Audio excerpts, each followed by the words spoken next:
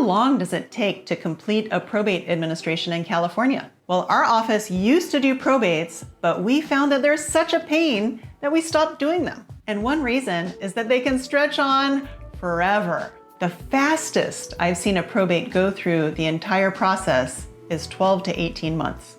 Why so long?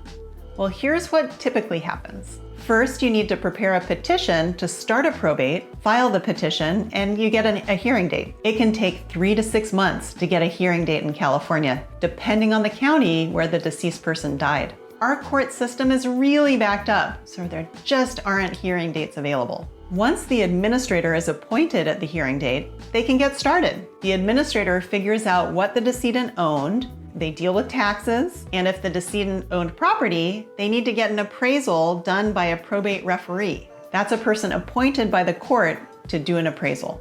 If the administrator wants to sell the property, that's another big exercise. Then the administrator needs to prepare an accounting, which basically shows what money came in and what money went out of the decedent's estate during the probate period. This needs to be prepared in a special way, and it can cost a lot to do.